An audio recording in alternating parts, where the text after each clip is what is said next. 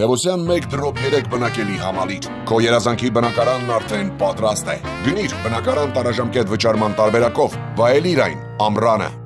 Բնության զարթոնքին զուգահեռ սրվում են տարատեսակ ալերգիաները, որոնցից մեկն էլ ալերգիկ ռինիտն է։ Հիվանդության պատճառների եւ բուժման եղանակների մասին կզրուցենք առողջապահության նախարարի իմունոլոգիայի գծով խորհրդատու ալերգոլոգ Սևան Իրիցյանի հետ։ Բարև ձեզ, բժիշկ։ Ողջույն, շնորհակալություն հրավերի համար։ Կարծում եմ շատ լավ թեմա եք ընտրել, ակտուալ թեմա։ Շնորհակալություն։ Ինչ է ալերգիկ ռինիտը։ Ռինիտ ինքն իրենով նշանակում է քթի լորձաթաղանթի բորբոքում, եւ ալերգիկը հուշում է, որ այդ բորբոքումը ալերգիկ բնույթ ունի, ալերգեններն են դրա պատճառը, բայց իրականում գործը չի ավարտվում միայն քթի լորձաթաղանթով, դրան կարող են միանալ նաեւ աչքերի շաղկապենին, կոնյունկտիվիտ կոչված հիվանդության տեսքով կամ շաղկապենաբորբ հայերենով, ինչպես նաեւ ականջները, կոկորդը, քիմքը սուր վիճակում պացիենտները հենց մոտավոր այդ օրգանների խնդիրներից էլ գանգատվում են։ Քոր քթի խոռոչում, աչքերում, ականջներում, կոկորդում, արտադրության ավելացում, քթահոսության, արցունքահոսության տեսքով, դրանց ավելանում է նաև փռշտոցը որպես պաշտպանական ռեֆլեքս, որպեսզի այդ արտադրությունը մաքրվի, եւ դա հիմնականում այդ ալերգիկ ռինիտ կոչվածի կլինիկական պատկերն է։ Ունի տեսակներ, թե կոնկրետ լինում է գարնանը։ Ունի տեսակներ, դա ոնց որ մեր գործը հեշտացնելու համար, որը հիմնականում պայմանավորված է թե ինչ ալերգեն է ազդում։ Եթե այդ ալերգենները սեզոնային բնույթ ունեն, ապա դա սեզոնային ալերգիկ ռինիտ այդ տարատեսակով է։ Եթե այդ ալերգենները տարին 12 ամիս առկա են պացիենտի շրջակայքում եւ ազդում են իր վրա, ապա դա շուշտարյա ռինիտն է ապահովում, այդպես ենք անվանում, որպեսզի ավելի հեշտ լինի տարբերակելը, բայց մեծ հաշվով նույն process-ն է, ուղղակի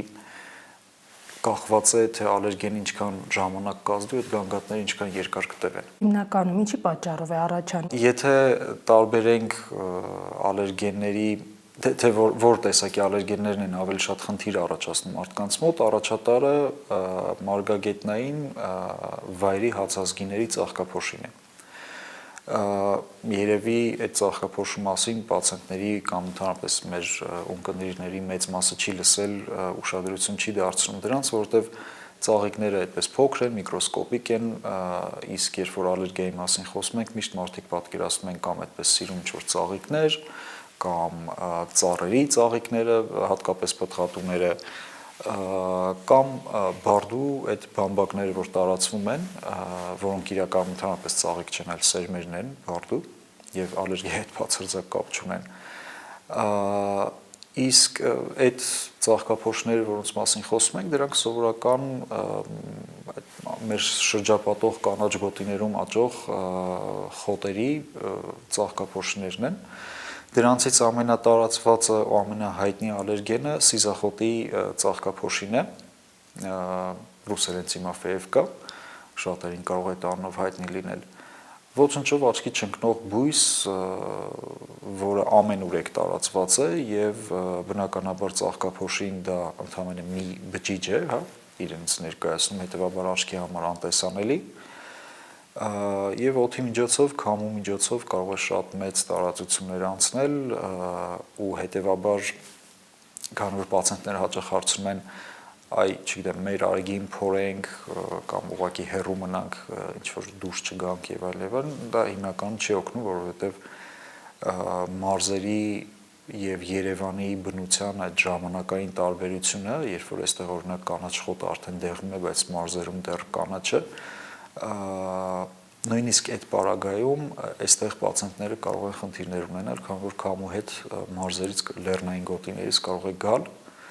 եւ գանգատներ առաջացնել։ Ալերգիան առաջանում է փոքր տարիքից սկսած, թե կարող է մարդը լինել 30 տարեկան նորի հայտգայի մոտ։ Երկու տարբերակով էլ հնարավոր են։ Սովորաբար եթե այդպես գենետիկ նախատրամադրվածություն ունի մարդը, ապա ամենափոքր նորածին հասակից կարող է առաջանալ։ Հիմնականում դա կարող է դրսևորվել օրինակ ատոպիկ դերմատիտի տեսքով, երբ որ մաշկի չորություն է լինում, Իհարկե դա չի նշանակում, որ ատոպիկ դերմատիտը ամբողջությամբ ալերգոլոգիական կամ ալերգեններով պայմանավորված հիվանդություն է, բայց շատ հաճախ մենք այդ պատկերը ունենում ենք։ Լինում է օրինակ սննդային ալերգիա, որը տարիքի հետ 2-3 տարեկանին զուգահեռ հաղթահարում են սովորաբար, սակայն կարճ ժամանակ հետո դրան միանում են շնչառական ալերգիաները, ալերգիկ ռինիտի, բրոնխային ասթմայի տեսքով, ու այդպես եթե դա չանցնի օրինակ 5-6 տարեկանում կամ 10 տարեկանում, սովորաբար կարող է ձգվել մինչև չափահաս տարիք, սակայն մեծ հաշվով ալերգիաների մեծ մասը ժամանակի ընթացքում անցնում են։ Մնում են միայն այն ալերգիաները, որոնք որպես կանոն կյանքին կարող են սպառնալ, կարող են շատ սուր դրսևորվել, բայց անդրադառնալով ձեր հարցի մյուս մասին, շատ հնարավոր է, որ կյանքի ինչ-որ մի փուլում մարդ պարզի, որ ինքը ալերգիա է ձեռք բերել մի բանի հանդեպ, որը առաջ ինտակտ էր։ Իսկ թե ինչն է դրդում դրան, հայտնի չէ։ Հայտնի չէ, եւ այդ քննարկումները շատ երկար ժամանակ ընթանում են, տասնյակ տարիներ։ Շատ հետաքրքրական էր, որ վերջերս իմ ձեռքն ընկավ մի գիրք 1970 թվականին գրված, ու այն ժամանակից քննարկվում են այն հիմնական տեսությունները, որոնք որ մինչև հիմա կան, ու դրանք ավելի շատ այդքան տեսություն չեն, ինչքան դիտարկումներ, որ ինչքան մենք ավելի ցիվիլ պայմաններում ենք ապրում, ցիվիլը այս դեպքում նշանակում է փաստացի բնությունից կտրված, այնքան ալերգիաները ավելի հաճախ են դառնում։ Ինչքան մենք ավելի մաքուր սանիտարական վիճակում ենք, այնքան կտրվում ենք բնությունից, վարակներից, վարակների համար, եթե հիվանդանում ենք,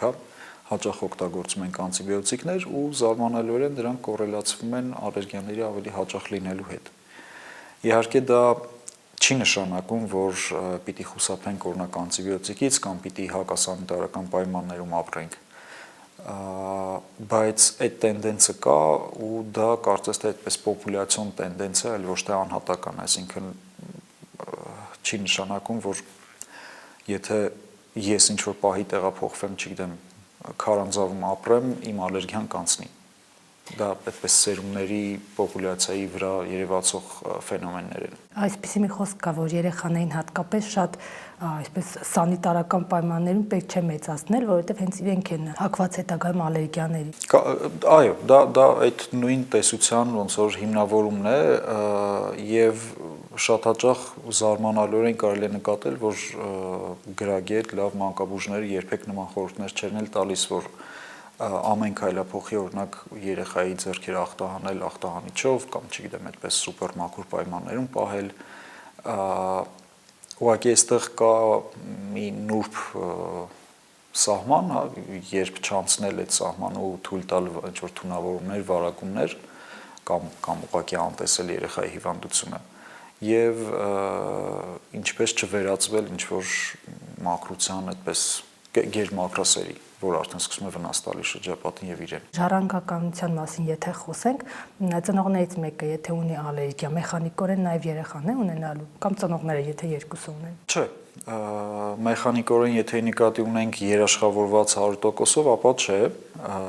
բայց հավանականությունը շատ մեծանում է։ Երկար ժամանակ փորձում են հասկանալ, որ գեներն են դրա համար պատասխանատու, բայց մեկ գեն չէ, մեկ համախումբ չէ, որ հեշտ լինի պարզել, ասենք նախորդ գնալ օրինակ ինչ-որ գենետիկ հետազոտություն անցնել ու իմանալ դու կունենաս ալերգիա թե չէ կամ երեխան կունենա թե չէ։ Դրանք գեների եւ վերգենային պրոցեսների այդպես համախումբ է, որի այդ համապատասխան խումբը առաջացնում է ալերգիա։ Եվ այն մարդիկ, ում մոտ արդեն առաջացել է այդ ալերգիան, այսինքն ծնողները, մեծ հավանականությամբ իրենց երեխան եւս կունենա, բայց չպետք է մոռանալ, որ դա նաեւ շրջակա միջավայրի հետ շատ ակտիվ քիփ կապված խնդիր է։ Ու հետեւաբար օրինակ այն մարդիկ, ովքեր որ ունեն բույսերից ալերգիաներ, այդ ծաղկափոշիներ եւ այլն, բնական է իրենք ոչ մի խնդիր չեն ունենա չոր անապատային գոտիներում։ Ու մեր պացիենտները այդպես էլ նշում են, որ օրինակ հանգստի մեկնելով անապատային ծովեր, չգիտեմ, Եգիպտոս, Դուբայ եւ նմանատիպ տեղեր, իրենց խնդիրների մեծ մասը վերանում է։ Այսինքն ինչքան էլ գենային նախատրամադրվածություն լինի, եթե չկա այդ խնդիրը առաջացնող պատճառը, օրինակ այս դեպքում ծաղկափոշին այդ խնդիրը չի դրսևորվի։ Այսինքն ժամանակավոր չի վերանում, ընդմիշտ է վերանում։ Ոչ թե ժամանակավոր ընդմիշտ, այլ այնքան ժամանակ, քանի չենք հանդիպել մեր ալերգենին։ Հիմա եթե մենք մեզ համարում ենք ոչ ալերգիկ, բացառված չէ, որ դա այն պատճառով, որովհետև մենք չենք հանդիպել այն ալերգենին, որը ալերգիա կառաջացնի մեր մոտ։ Իսկ դրան մեծապես նպաստում են օրինակ կլիմայական փոփոխությունները, երբ որ տարեստարի մեզ շրջակա միջավայրը փոխվում է, չեմ ուզենա հիմա իմ խոսքեր ինչ-որ քաղաքական ենթատեքստ ունենամ, բայց երբ որ մենք մեր շրջակա միջավայրը կանաչապատում ենք այն բույսերով, որոնք որ բնորոշ չեն այս տարածաշրջանին, այդ բույսերը կարող են ինչ-որ մարդկանց համար ալերգիաներ առաջացնել, որովհետև ուղղակի այդ մարդը այս շրջապատում չի առնչվել այդ բույսի հետ, չգիտի, որ ինքը ալերգիա ունի, բայց այդպես օտար ֆաունայի ներկայացուցիչ բերելով ֆլորայի այս միջավայրը մենք այդ ալերգիաները կարող ենք խթանել։ Դրան զուգահեռ նաև բնական այդ կլիմայական փոփոխություններն են տեղի ունենում, ինչը ալերգոլոգիական այդ համայնքում ակտիվ քննարկվում է եւ մի քանի շաբաթից պիտի լինի Ամերիկայում այդպես մեծ հավաք դրան նվիրված, որ շատ են փոխվում կողմեն օրինաչափությունները, եթե առաջ կարողանում ենք հստակ ասել այսինչ ամսից ծաղկում է այսինչ բույսը մինչև այսինչ ամիս, հիմա եղանակային պայմանների փոփոխության պատճառով դրանք այդպես սկսում են լղոզվել ու տարօրինակ անոմալ, ասենք, տաք պայմանները երկարացնում են այդ սեզոնային խնդիրները ու մինչև նոյեմբեր կարող է տևել սեզոնային ալերգիա, որը որ առաջ սեպտեմբերին ավարտվեր, ասենք, ամառ աշուն հետ կտրուկ անցման հետ կապված։ Տարիներ առաջ շատ էին տներում այդ բրդյա գորգերը եւ ժամանակի ընթացքում մարդիկ սկսեցին քչացնել, դա ալերգիայի պատճառ հանդիսանում է ընդհանրապես։ Միայն հստակ մարդկանց մոտ, կոնկրետ մարդկանց մոտ, ովքեր որ խնդիր ունեն հենց այդ ալերգենից։ Գորգերը, փափուկ կահույքը, անկողնային պարագաները, բարձ, վերմակ եւ այլ իրենք ուղղակի հանդիսանում են ռեզերվուար տնային փոշուտիս կոչված կենթանու համար, հենց այդպես է կոչվում, որը բոլորիս բնակարաններում կա,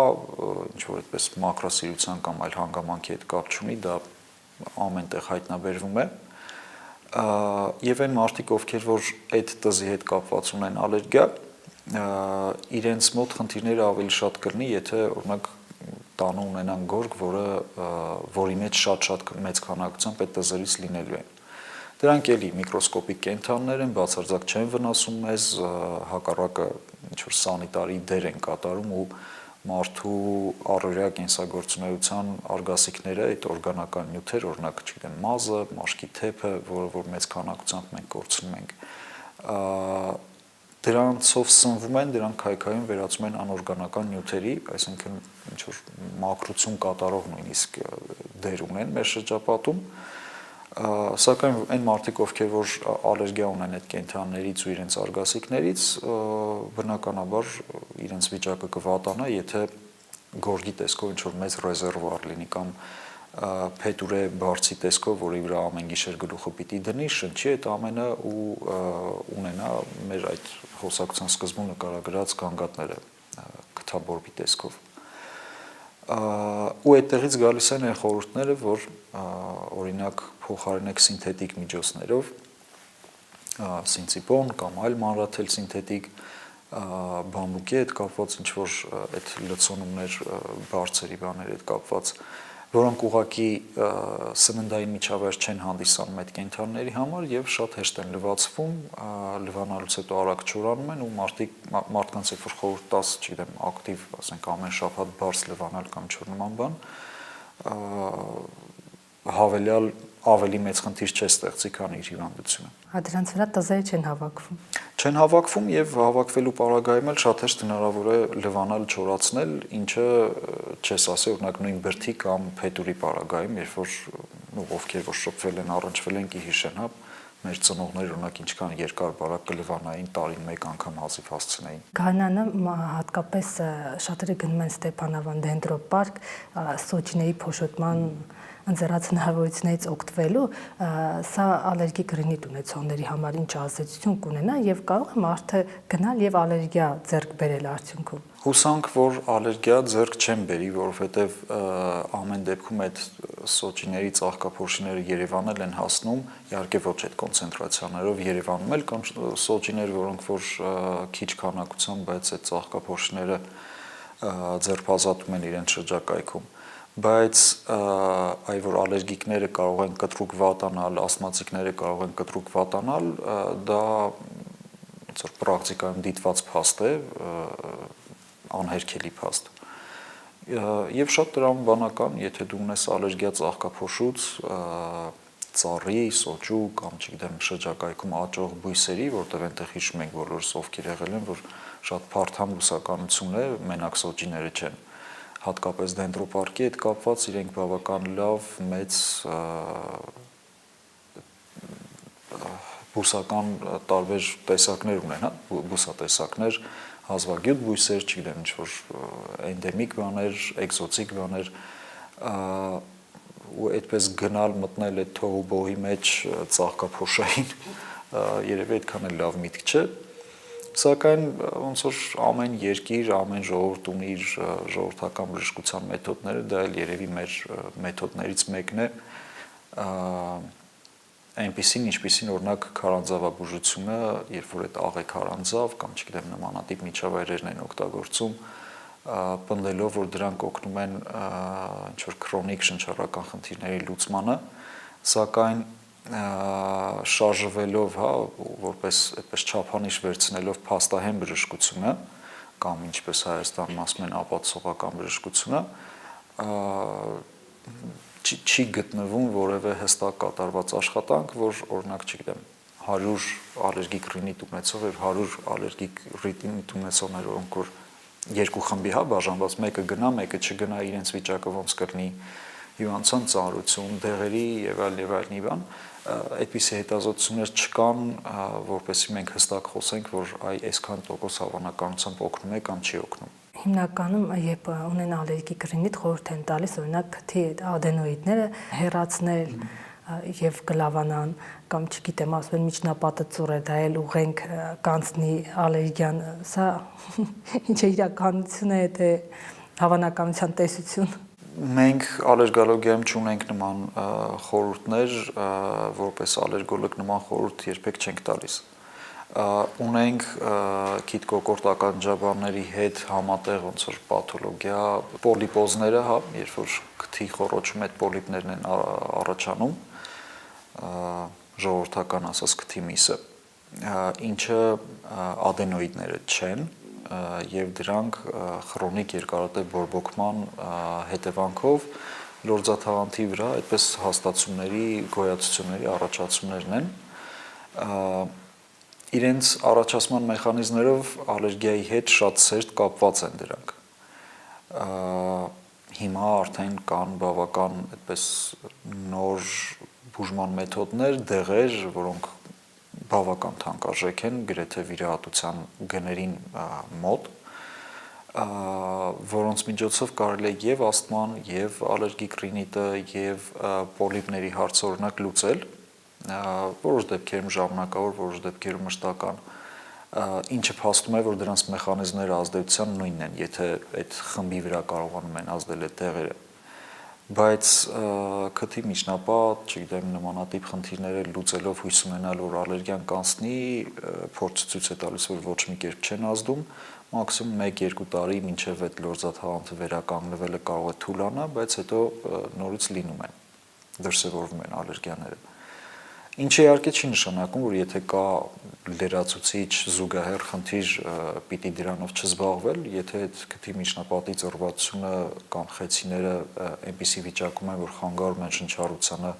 ստեղծում են հավելյալ խնդիրներ, բարդություններ առողջական, միանշանակ պետք է դրանց հարցով զբաղվել, բայց չկապելով ալերգիայի հետ, չկապելով ալերգիա բուժելու հույսի հետ։ Շատերը օգտագործում են օրինակ հատուկ սփրեյներ, հա, ալերգիայից խուսափելու համար, կամ փռշտալու դեպքում էլ դեղորայք են ընդունում։ Հետո կարծեմ հորմոնալ ներարկումներ կան, ընդհանրապես ալերգիկ ռինիտը ինչպես է բուժվում։ Սկզբունքորեն բուժման երկու մեթոդ կարող ենք առանձնացնել։ Մեկը ուղղակի ախտանիշների թեթևացում, երբ որ ուղղակի սպասում ենք ախտանիշները հայտնվի, այդ ժամանակ դեղերը ընդունում են, հիվանդությունը այդպես քողարկված ընթացքով ընթանում է ու պացիենտը չի զգում դրա հետևանքները, քանի դեռ դեղը ընդունում է։ Եվ մյուսը այդպես ավելի շատ պատճառագիտական, պատճառի վրա ազդող բուժումներն են, որոնք ցավոք Հայաստանում այդպես լայնորեն տարածված չեն, շատ եզակի մարդիկ կան, որ ստանում են դեղորայքի բացակայության պատճառով, որի պարագայում որոշ տեսակի ալերգիկ ռինիտները հնարավոր է այդպես արմատապես վերացնել, բայց դա եւս տևում է 2-3 տարի, այսինքն ինչ որ այդպես մի կարճ կուրս ստանալու բան չի, հարց չի։ Շատ կուզենայի այստեղ անդրադառնանք մի խնդրի, առիթից ոնց որ օգտվելով լսարանին զգուշացնել, որ բուժման տարբեր մեթոդներ են շրջանառվում այդպես ժողովրդի մեջ, բնականաբար դրանք ոչ ակադեմիական բժշկությունից եկող բուժումների մասին է խոսքը։ Առաջին հերթին անոթասեղմիչների այդ սպրեյները, որոնք որ օրինակ գրիպի կամ ինչ-որ նման խնդիրների ժամանակ կարճատև օգտագործման համար են նախատեսված,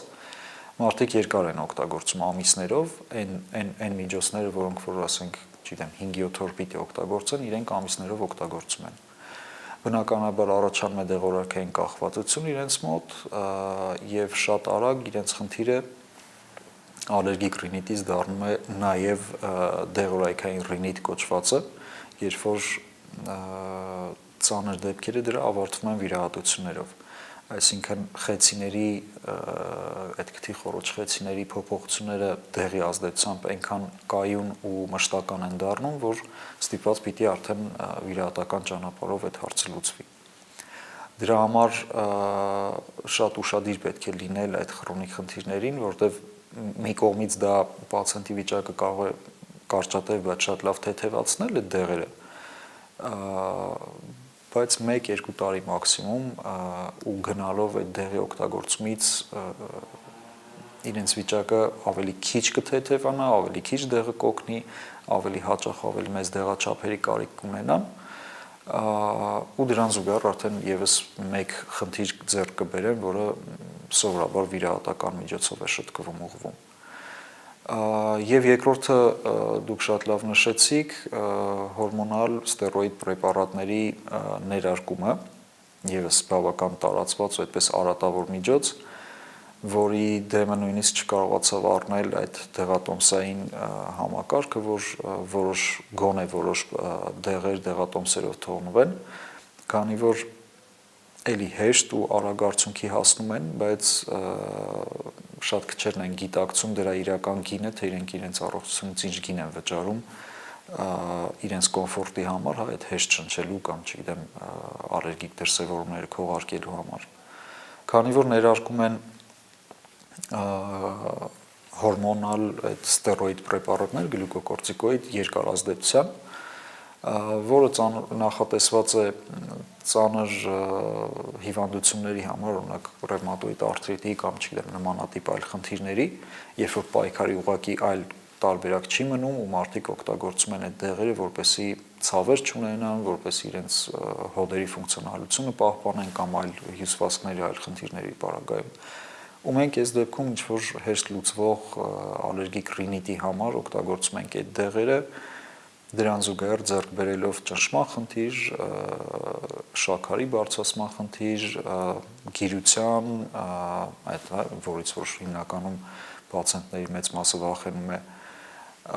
ստամոքսի խնդիրներ, մի խոսքով ստերոիդները դրանք լայն ազդեցության միջոցներ են ու շատ համակարգերի վրա են ազդում եւ դրանց չարաշահումը շատ հեշտ բերում է եւ կախվածության եւ այդ կողմնակի խնդիրների առաջացման ու երբ որ վերջնահաշվարկով նայում ես ինչի համար ինչ ձեռք բերեցիր, շատ անհամատեղ է լինում։ Վերջին տարիներին գրեթե բոլոր հիվանդությունների դեպքում արդիական է ֆիզիոթերապիան, հիմա ալերգիկ ռինիտի ժամանակ են կիրառում, բայց Դա ինչ ազդեցություն է ունենում։ Մենք չունենք ուղեցույցային որևէ ֆիզիոթերապևտիկ միջոցի օգտագործում եւ դրանց իրական ազդեցության խորհրդի եւ այլն հետ կապված ուղղակի մի բան կարող եմ ասել, որ օրինակ նշանակող բժշկի հետ անպայման քննարկել, թե ինչ հիմնավորումներ կան, բացի իրենց անձնական փորձը նման միջոցներ նշանակելու, կիրառելու համար։ Երևի կարելի ասել ցավոք մեր հասարակությունը եւ ոչ միայն Հայաստանի հասարակությունը դեռ այդպես բժշկի հեղինակությանը հավատալով շատ դեպքերում բավարար համոզիչ է համարում բժշկի փորձը անկախ տարիքից, անկախ գիտական կոչումներից եւ այլն, բայց իրականությունը բժշկության պատմությունը ցույց է տվել, որ նույնիսկ Նոբելյան մրցանակակիր լինելը բավարար չէ որևէ այդպես պնդում անելու սեփական փորձի եւ այլնի վրա, ու դրան զուգահեռ այդպես գիտական մեթոդներն են մշակվում, որոնք ավելի են պակասեցնում սխալվելու հնարավորությունը, ավելի են պակասեցնում մարդու գործոնի ազդեցությունը արդյունքների վրա, ու վաղուց մենք հրաժարվել ենք ուղղակի այդպես կույր հավատալ ինչ որ մեկի ասածին, փոխարենը պահանջում ենք, փոխարենը պարտավորվում ենք անցկացնել տարբեր տեսակի կույր հետազոտություններ ու դրանց արդյունքներով փաստել, դրանց արդյունքներով նոր պնդել, որ այսինչ բանը արդյունավետ է կամ արդյունավետ չէ։ Իսկ ֆիզիոթերապիայի եւ նմանատիպ միջոցների հետ կապված մի հանգամանք կա, որ եթե այդ միջոցները օրինակ նաեւ այդ ժողովրդական բժշկության քիչ վնասակար են, քիչ են վնաս հասցնում կամ հավանականություն քիչ է որ վնաս կտա, լայնորեն կիրառվում են այն սկզբունքով, որ կօգնի, չէ, բան չունենք կորցնելու։ Ալերգիկ ռինիտը վերջնական բուժում ունի, թե ամեն դեպքում հսկողություն է ենթադրում երկար տարիների։ Դե վերջնական բուժումը այն մեթոդներ, որի մասին հակիրճ խոսեցինք, որոշ տեսակները ու օրինակ ծաղկափոշիները շատ լավ ենթարկվում են այդ բուժմանը։ Մենք պացիենտին տալիս ենք գործառնային պատրաստված պրեպարատ, որը պարունակում է նույն ծաղկափոշին եւ այդպես տիպողաբար, պարբերաբար օրգանիզմին հակադրելով այդ ծաղկափոշու հետ, այդ ալերգենի հետ, ստիպում ենք, որպեսզի օրգանիզմը տոլերանտություն ձեռք բերի, այսինքն հասկանա, որ դա վնասակար չէ, դա մանրե չէ, դա օրգանիզմի վնաս չէ ու պետք չէ այդպես ակտիվ պայքարել դրա դեմ, ու աստիճանաբար օրգանիզմի պատասխանը փոխվում է ու պացիենտները անտարբեր են դառնում այդ ալերգենների նկատմամբ։ Խոսենք նաև ախտորոշման մասին, ինչպես է իրականացվում, ինչպես են հասկանում, թե մարդը ինչից ունի ալերգիա։ Եթե այդպես ոնց որ ավելի նեղացնենք շրջանակ ու գանք մեր ալերգիկ ռինիտին, ինչից որ խոսում էինք, այդ դեպքում ունենք էլի հստակ ուղեցույցային մոտեցումներ, առաջին հերթին բնականաբար հաշվի ենք առնում պացիենտի գանգատները կամ հիվանդության պատմություն կոչվածը, դա ներկայացված այդ խնդիրները պետք է կլինիկորեն համատեղելի լինեն ալերգիկ ռինիտի հետ, պատկերի հետ։ Դրանից հետո պետք է որևէ մեթոդով ապացուցել, ցույց տալ, որ այդ ալերգենի ազդեցությունը իրոք թողնում է այդ հետևանքը կասկածելի ալերգենի։ Դրա համար կան մի քանի մեթոդներ մաշկային տեստերի միջոցով, երբ որ մաշկի վրա կաթեցվում են ալերգեններ, փոքր այդպես հատուկ ասեղներ կան, դրանց միջոցով մաշկի վրա անցքեր են արվում, ծակվում է մաշկը, որպեսզի կոնտակտ ստեղծվի այդ լուծույթի հետ ալերգենի, ու դիտում ենք մաշկի ռեակցիան տվյալ նյութի հանդեպ։ Բնականաբար այդ մեթոդները ունեն իրենց առավելությունները, թերությունները, որոշակի պայմաններ, որոնք պիտի հաշվի առնեն, նաև հակացություններ դրանցից այդ պայմաններից բխող։ Մյուսը լաբորատոր մեթոդը, որը գնալով ավելի հեշտ պոպուլյար ու զանգվածային ոնց որ օգտագործման համար հարմար է դառնում, երբ որ արյան մեջ հայտնաբերում ենք այն միջնորդային նյութերը, որոնք որ պայմանավորում են տվյալ ալերգենի հանդեպ ռեակցիաները։ Դրանք նորից հակամարմիններ են, այն նույն հակամարմինները, որոնք որ մենք տարբեր հիվանդությունների ժամանակ ստուգում ենք հասկանալու հիվանդացել ենք թե չէ։ Բայց մի փոքր այլ դասի են, այդ իմունոգլոբուլին E կոչվածն է, սակայն ուղղված կոնկրետ հստակ ալերգենի։ թե մեր քաղաքացիների, թե բժշկական համայնքի մոտ դեռ տարածված է այդ մոտեցումը, երբ որ չափվում է ընդհանուր իմունոգլոբուլին գեն, համարելով դա ալերգիա ունենալ ինչ-որ չափանիշ, բայց բավական անիմաստ հետազոտություն է, ոչ մի արդյունք պրակտիկ արդյունք չի տալիս բժշկին, քանի որ սուր ալերգիայի ժամանակ իմունոգլոբուլինները կարող են բարձրացած լինել, կարող են բարձրացած չլինել, իրենց այդ ընդհանուր արժեքը, համախումբը, բայց առանձին որևէ մեկը, որը ուղղված է օրինակ այդ նույն ծաղկափոշու հանդեպ կամ, չգիտեմ, շան կամ կատվի ալերգենի հանդեպ, դա կարող է բարձրացած լինել, բայց ոչ այն քանակով, որպեսզի այդ համախմբի արդյունքի վրա ազդի, մենք ընդհանուրով կարողանանք ինչ-որ կողմնորոշվել։ Հետևաբար ստուգում ենք միայն սպეციფիկ, հա, յուրահատուկ ալերգեններ ուղղված ինչ-որ հստակ ալերգենների, որոնց հաճախ հանդիպողների հետ կապված կան պատրաստի ցանկեր, օրինակ մեր տարածաշրջանին բնորոշ ալերգիկ ռինիտի են հիմնական գործոնները՝ ծաղկափոշիներ, կենդանիներ, բորբոսասնկեր եւ տնային փոշին, ինչից որ խոսեցինք։ Դրանք են հիմնական պատճառներն են, բնականաբար բժիշկը կարող է խոսակցության արդյունքում հասկանալ ու օրինակ բացառել կենդանական ծագման ալերգեններ, եթե այդ մարդը ընտանի կենդանի չունի ու դրանով խնայի պացիենտի գումարները։ Եվ մյուս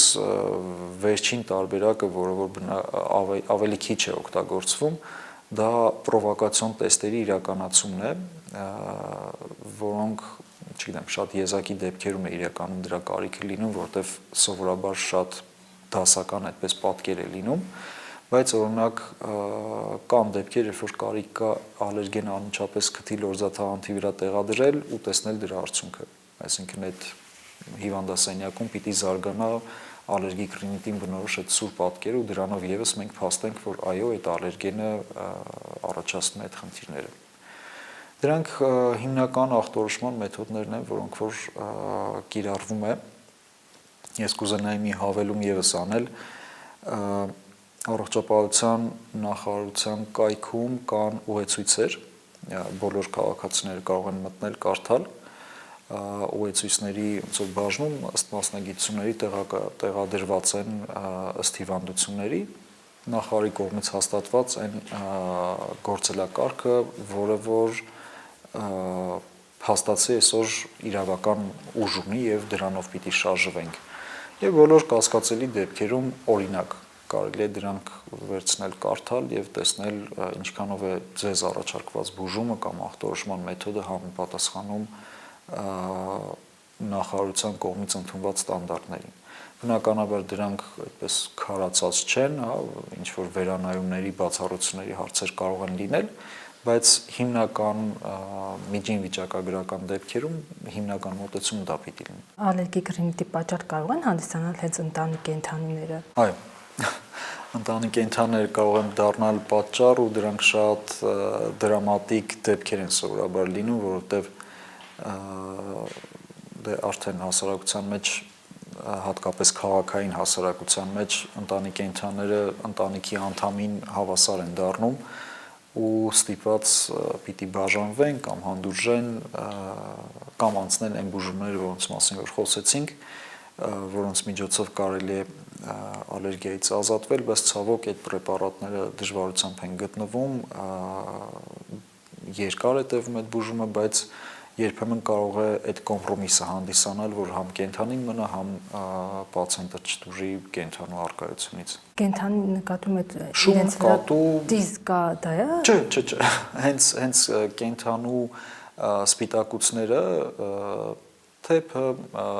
մաշկի արտադրած ինչ-որ ճարպ եւ նմանատիպ բաներ, թուքը,